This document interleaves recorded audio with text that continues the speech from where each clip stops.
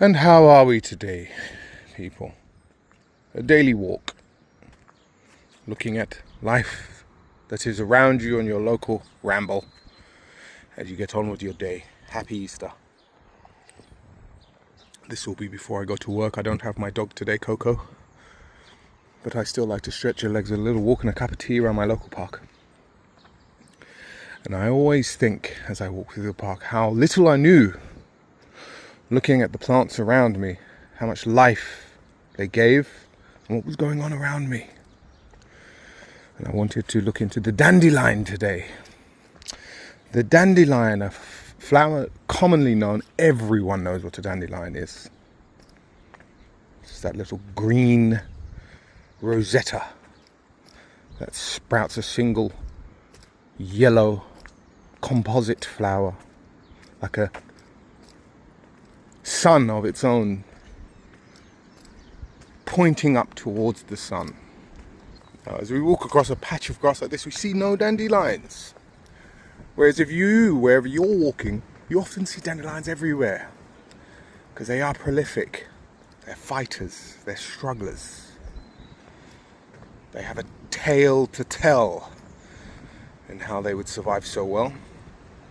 Now, they are extremely good for the health. They're fantastic, all parts of it. Packed full of nutrition from vitamins A, C, E, D, all different antioxidants, digestive help, liver help. Absolutely magic plant. Here we have two here. Don't have to go into too much depth. Look, a little bit of garden chervil, as we spoke of in other videos. But when we see the dandelion, under this soil, it will have tapped into something that other weeds can't find. And we'll see this as we walk further on. This taps into whatever nutrients it needs and pulls it to the surface. That makes it king supreme. And the way its roots come out. Now, I learn everything from reading books. I watch a lot of stuff. But to connect dots in reading books, I have to read. And these word called rhizome, as the roots come out, they come along the surface and they move along, and then they dig in these taps, and the taps go down, and you get these taps come out in the ground, these plunquettes, you might say. One of my subscribers will like that I said that. Those roots can be used when roasted, when they're, big. Roasted as a coffee substitute. In the old days before we had coffee, that's what dandelion was used for. It was used before we knew what coffee was, as a way to wake people up in the morning or give them a little bit of spunk in their step. Hello, boy. How are we doing? You wanna come and say hello? Come on. Not sure? We'd go with a phone, eh? I don't blame you. I wouldn't walk up to a guy with a phone either. Here we look. A couple of dandelions, just sporadic. You'll see them sporadic.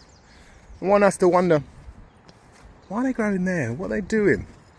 And this is a thing I noticed when I tried to grow my own weeds, because I wanted to learn what plants were what. Weeds I couldn't find locally. I'd put them in a pot outside and they just wouldn't grow. But then suddenly, a few years later, they would grow. They grow when they want. They do what they want. They find what they want. They'll do what they want. All right, you want some? They're like that. You want some, geezer? I do what I want. You can't tell me what to do. That's what a weed is. They are survivors. They will lay dormant until the perfect conditions, and they will creep along under the soil in the root system, and they will pop up when they find what it is that they want. And it's a good indication for you to say, well, what does this soil need and what it doesn't need? What does it tell you? Does it tell you it's crept along wanting that stuff, couldn't find it anywhere, but then it's found there's a little batch there. Maybe we need to put more of it down, so more of it will grow. I'm not sure exactly. We will look more into this endeavor, but I've seen an argument on this stuff in my readings, and it is worth a debate. I don't want to shy away from things I don't understand. I want to find these things as questioning points worth thinking about and drilling into, because I find it interesting. It's the point in watching things and just getting nothing from it. Or what's the point in making things and getting nothing from it? We want to walk along and learn together. That's the whole point. The idea of this would be, you might be up on a Sunday morning, happy Easter by the way, if I didn't say it already, ironing your socks, if you're that organised, and you just put something on, you're having a cup of tea and you think, oh, that's interesting, let's see what he's got to say, and you get a few little nuggets. So what else about the dandelion, as we see the nice dog walkers? The dandelion, we will find one so I can point out this next interesting thing. This will do for now, just my shorts. The dandelion shall resist all. It will always find its way because of that rhizome root structure. But it was called Taraxacum officinale. Obviously you don't want to eat it here because dogs piss on it. But the Italians, the Itais, would call it Dandelion. And there's something in that dente. I think, and this is now without looking anything up. You got al dente, something to do with teeth, right?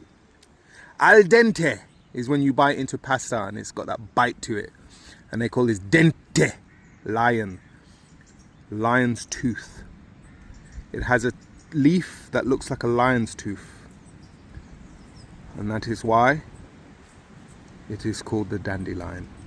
Have a lovely day, and remember that everything around you speaks of what was.